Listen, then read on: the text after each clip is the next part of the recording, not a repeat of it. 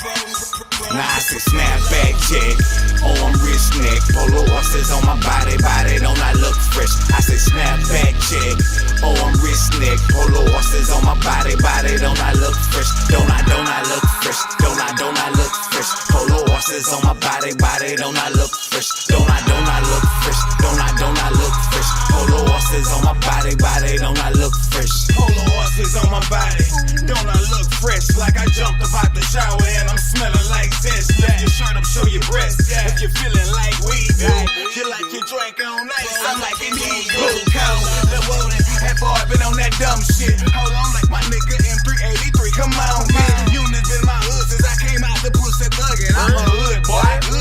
Known for staying in trouble. Get beat, shut up, bitch. I be doobie after doobie. But like, that's right, man. Don't make me have to shoot you. Got my polo check, arm, wrist, fresh, and my Levi's with 3 sides of bitches on my dick. Now I say snapback check, arm, wrist, neck, polo horses on my body, don't I look fresh? I say snapback check, arm, wrist, neck, polo horses on my body, don't I look fresh? Don't I look fresh? Don't I look fresh? Polo horses on my body, don't I look fresh? Don't I look fresh? Don't I look fresh? Polo horses on my body, don't I look fresh?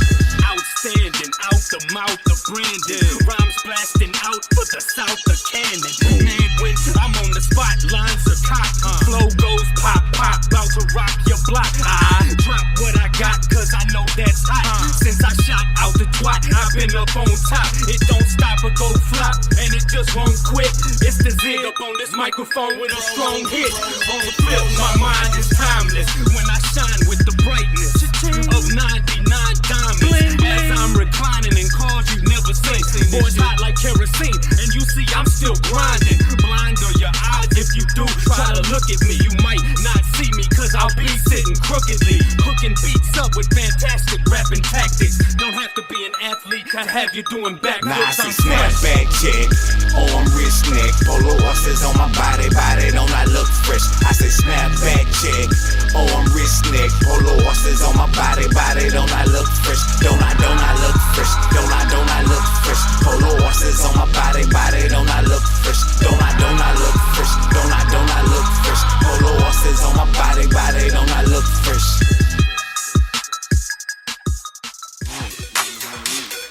Hey,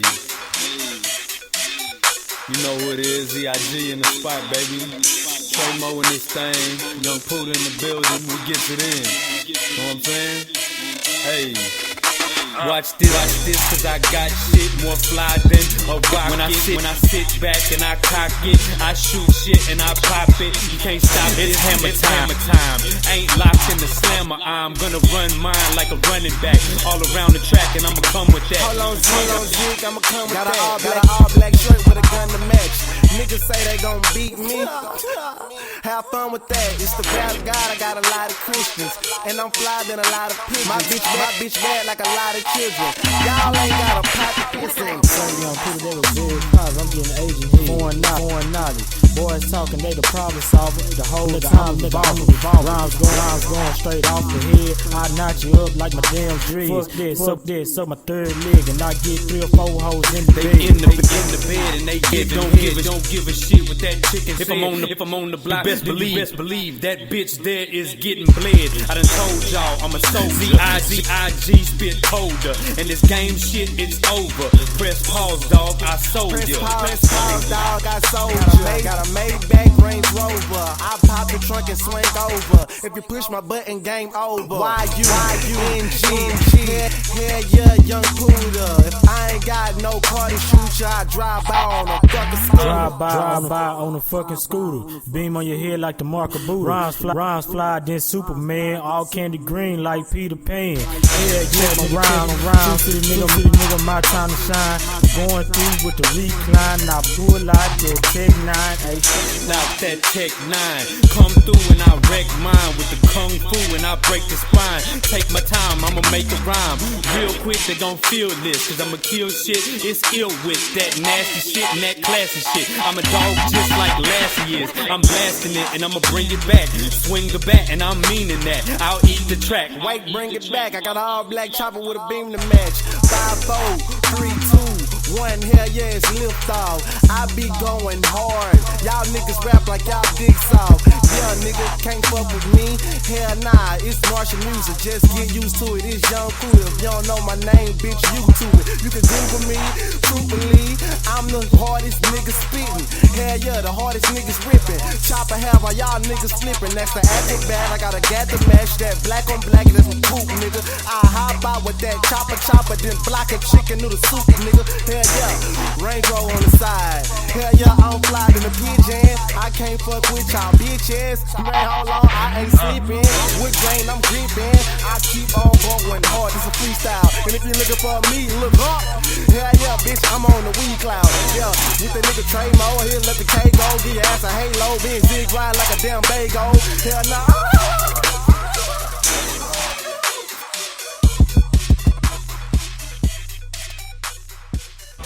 Hi, my name is Carolina. Joshua Watkins. Elena. Jeffrey. Jordana. Carlos. I'm Lovisa. Chloe. My name is Paul Watson. My name is Jeff. Kenisha. I'm 15 years old. 30. 17. I'm 19 years old. I'm 17. 16. 17. 21 years old. 32. 18 years old. 17. I'm a Christian and I'm a Syrian. I'm a Christian, not an anti. I'm a Christian and I love truth. I'm a Christian and I'm not homophobic. Christian. I'm full of compassion. I'm a Christian. I'm a rapper. I'm Christian and Pentecostal. And I'm not going to force you to believe something that you don't want to. I'm a Christian and I know how to have fun. I'm a Christian and I'm not after your money. I am a Christian and I am not a homophobic. I am a Christian and I'm not intolerant. I love God. I love people. Period.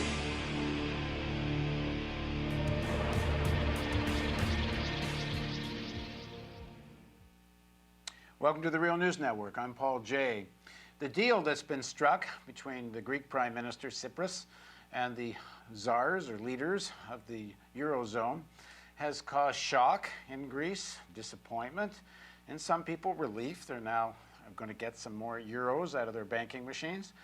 The Greek left, some are saying, well, that's what we expected. Others are in mourning, as one person told me.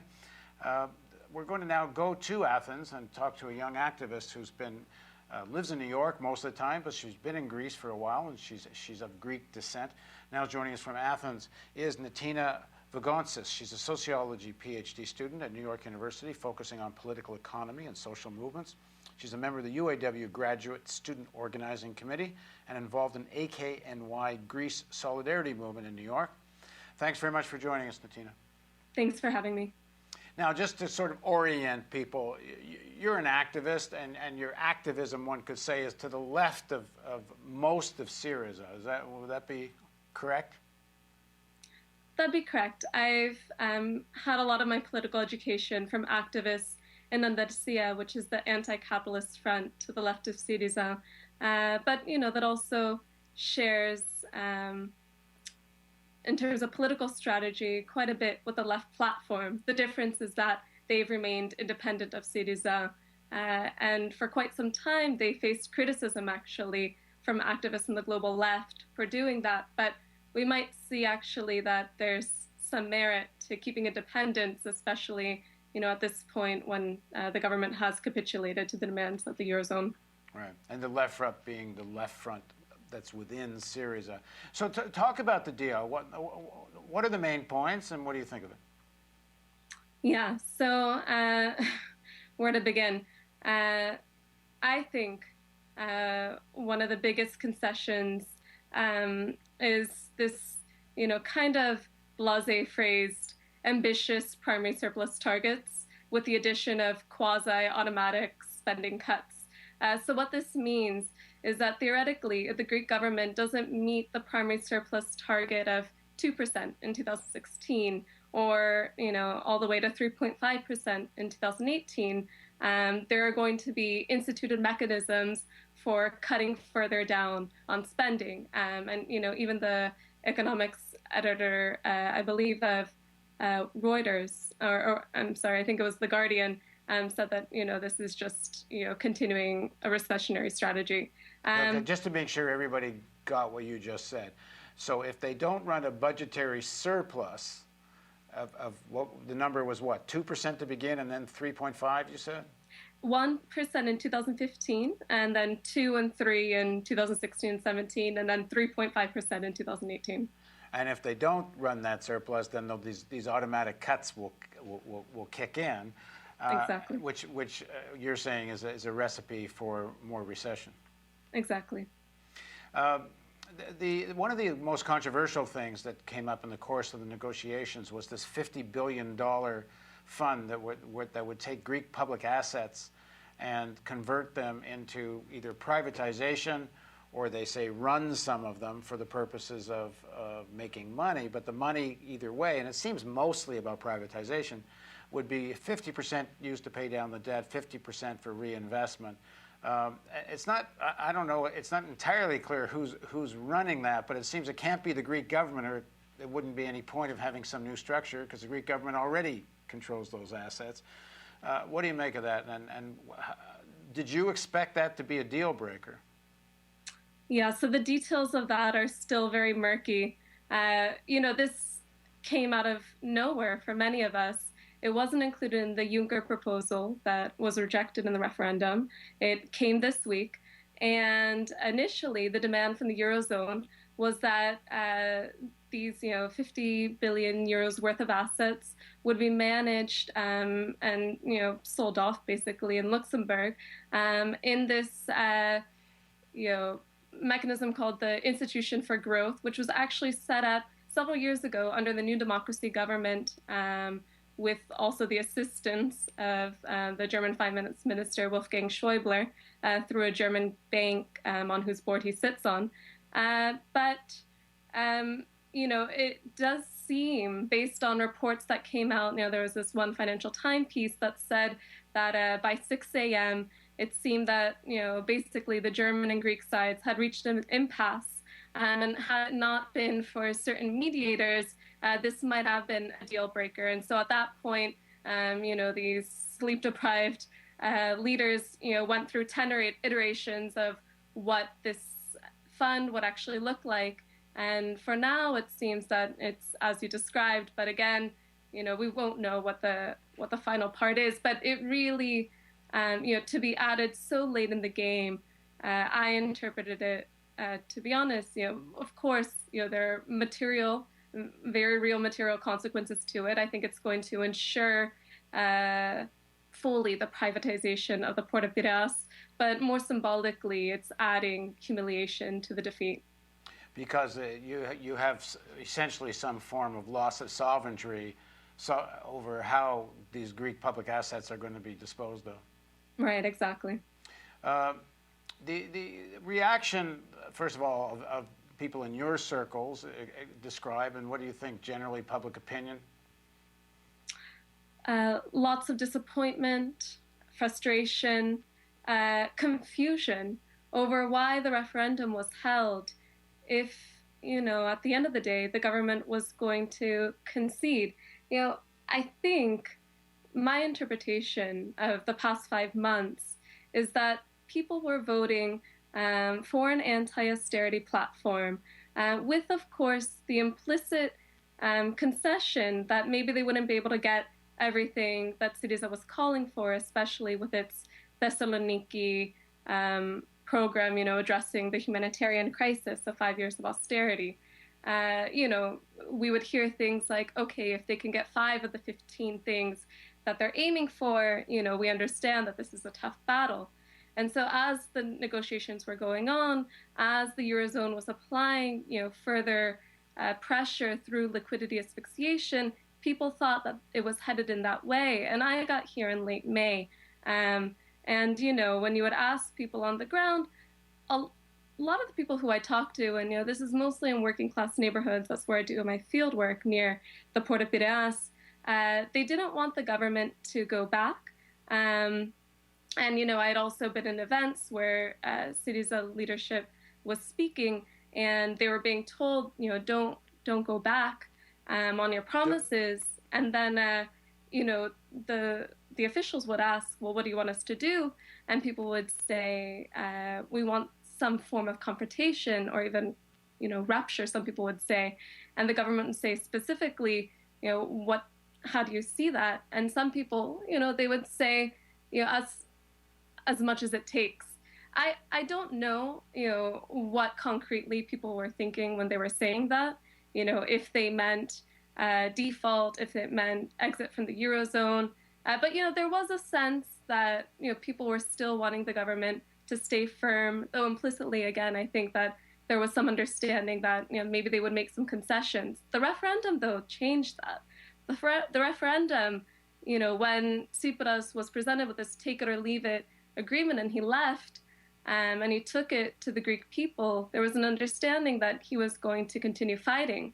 But based on reports, even from the former finance minister Varoufakis, where he says that, he entered the prime minister's office after the resounding 62% no victory eluded, and instead came to a very somber atmosphere, which meant that the government didn't want to go toward a more confrontational or ruptural scenario, that, in fact, they were going to capitulate. This isn't, I think, something that people were expecting. What do you make of the reports that they were actually hoping for the yes vote to accept the proposals from the Eurozone? The government was actually hoping that side would win. It would make their life easier. I don't know. There's a lot of speculation as to what exactly they wanted. I think that because the government was so persistent in a strategy that was exhausting itself very early on, and wasn't willing to consider a plan B, which would include anything from internal default within the Eurozone to exiting the monetary union, they, kept hoping that they would be able to create some kind of, disagreement within the ruling bloc of the Eurozone, specifically between the French and German ministers. And it could be that they thought that with this no victory, it was a tactic of desperation, of last resort. Maybe they would be able to get something. That's a very, of course, optimistic assessment. It could also be that, they were looking for a no that wasn't as strong, maybe 50 to 55%, that again, they could take to their partners and say, look, are you going to look at democracy in the face and not give us anything? It's hard to know what they actually wanted, but we do know that that night and throughout that week, they were really willing to give up, essentially. It seems a kind of naivete in a sense that they thought that because the Greek people expressed their will, that Eurozone leaders would care, and they certainly had made themselves clear that they didn't care, and Syriza was already elected, which reflected the will of the Greek people. So one wonders why if they really thought so, why the referendum would make any difference in the opinion of the Eurozone leaders. Yeah, I mean, Varoufakis, in this interview that he gave, very revealing. In the New Statesman, he said, I think it was taken before the agreement was actually made earlier today. He said that at one point I asked my partners, why even hold elections in indebted countries? And they didn't even really give him an answer, which he interpreted as, good question. You hold elections because you're sure you can control the outcome. When you have an election you haven't controlled the outcome of, I guess this is the answer to it. Yeah, and you could say that when Syriza was elected in January 2015, there was a sense in at least the domestic ruling class that they could control the consequences of that outcome. I don't know if you remember, but there were some interviews made, by very, wealthy, influential people in the country, including, an energy oligarch, Midil Neos, and Bloomberg News, soon after the election results. And they asked him if he was concerned, and he said, no, this government might actually bring us the stability we're looking for, and then we're going to have, stable business conditions, better investment. It could be that they thought that people would be placated enough that, they could get maybe, some version of austerity light, and, continue with business as usual. And one of the arguments that's being made is that this is as good as they could have done, that the Greek people weren't ready to leave the Eurozone. That no vote didn't represent a vote for leaving. It just represented a vote, as you said, to keep fighting. But there was no way to win this fight, and that it's better for this austerity plan in the final analysis to be managed by people like Syriza than managed by others. That seems to be the argument that's defending this situation, and that one's being overly critical if you think that Tsipras should have walked from these negotiations because there was simply nothing to walk to. Yeah, I think that's a very tricky argument. And we can look at the final hours and we can agree that his options were quite constrained and his lack of preparation made it almost inevitable that he would agree to the terms that he ended up agreeing to. But if we look, at the Greek political process in a bit of a broader sense, if we think about the conditions under which Syriza emerged electorally as a fighting contender in 2012, those were times when, there was a sufficient level of insurgency on the ground. There was a level of conversation in Greek society as to what the options could have been moving forward. I understand the arguments that at that point, people weren't ready. They hadn't expressed their own will to leave the Eurozone. But I think, as you're a rising central political actor, you can start putting these arguments, just opening the conversation. And the leadership never wanted to open that conversation, even when they entered power, even as it seemed that their strategy was being exhausted. There's a very telling moment when in that interview with the New Statesman, Varoufakis says, look, we did take into account contingency measures, and we had a secret group of 5 people in January who were working on a plan B if it came to that. But the problem is that, one, you have to keep this secret, so it's difficult to expand it to an actually viable operation that's implemented by, say, 500 people in the country, if it were to be actually implemented. But then, and I can understand that argument, but then he kind of waffled and he said, and we didn't have a mandate for that, so of course we couldn't expand to the 500 people. And again, I think that you can pursue a strategy that might be with the common sense of the people at that moment. You can say that we're going to try as hard as we can to negotiate and to remain within the Eurozone, but we must be prepared.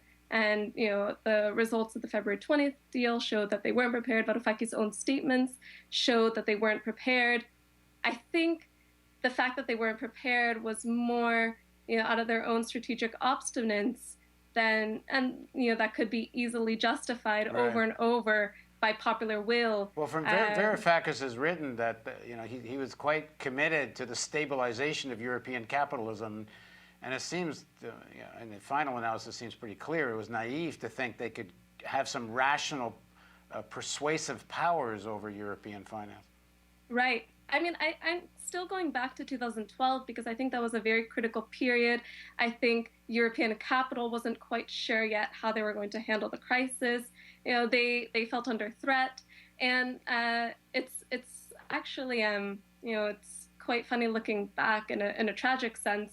The Wolfson Economic Prize, which is second to the Nobel Economic Prize, was won by a team of HSBC economists who actually drafted in, as they called it, a practical guide for exiting the Eurozone. And they had a country like Greece, a weak member of the Eurozone, in mind when they drafted it. And at that same time, people like Lapavitsas were also arguing for those kinds of solutions, whereas Varoufakis was very committed to that. And again, in that interview with the New Statesman, he said that when he met Varoufakis, back in 2010, 11, when he met Tsipras, Tsipras himself wasn't, quite firm on the euro versus drachma position. So it might be that Varoufakis actually had quite of an influence on, not just Tsipras' own thinking, but the political strategy of his party. So again, I think it was a bit of a loose question at that point.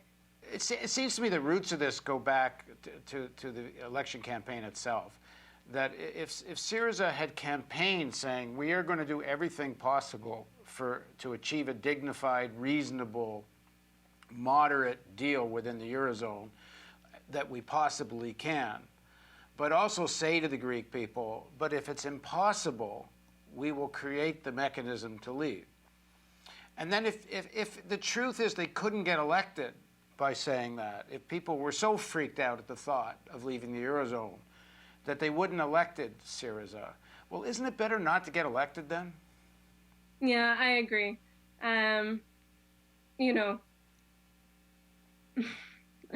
When they were preparing to enter power, because that's really what that period, 2012 to 2015 was, they were visiting, many heads of state. They were visiting different types of think tanks, and their main message was, don't worry, we're not these crazy communists. We're not looking to shake up the whole system. We just have a very simple and reasonable message of anti-austerity. And so, they also went to the Brookings Institute.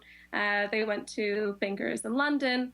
And I just, and over the course of that time, their initial message back in 2012, which was no sacrifices for the euro, ended up, evolving into this, we're moderates. We want to stay in the Eurozone, adding, the Varoufakis flair. We want to actually, make the Eurozone better. We want to save capitalism from itself. And so it kind of spun into that narrative, which I agree, it set itself up for something that wasn't possible given the balance of forces in Europe at this time, which are quite right-wing. One of your research studies is about the rise and growth of the right wing in Greece. The working class, to a large extent, voted against the Eurozone proposal. What do you think happens next with the Syriza? You would think a great disillusionment in what they promised. How will this affect the politics, and does it in any way strengthen the right? Well, as you said in the beginning, there's a great sense of disappointment and frustration today in Athens, but I don't think the left feels fully defeated. And I think, this is in large part due to dissidents within Syriza and outside it. The week, is very young. The parliament still has to pass the measures, which they're expected to do by Wednesday. And there have already been mobilizations called for them. The Public Sector Trade Union Confederation, ADEVI, held a meeting today. And this was a result of interventions by leftist unionists over the course of this period. And the result was the calling for a general strike on Wednesday. And it could happen even sooner if the measures are to be pushed sooner, but that's unlikely. So, the big mobilizations are planned for Wednesday, and it's not just a general strike by public sector workers, but it's also being accompanied with rallies on the streets by civil society organizations, by unions, by neighborhood assemblies, by university and school students. So we'll see. There are always an array of social forces that are released in these kinds of moments, and we have to hope that the rest of the left is going to be able to preserve, the standing of the left with the Greek people. Because one thing that we should know during the week of what some people want to call the Ochi revolt, the no referendum week, was that there was, this sense that the left was starting to gain a certain kind of hegemony within the popular classes in Greece. And this was especially, epitomized by the Friday night rally at Syntagma when Tsipras was due to speak.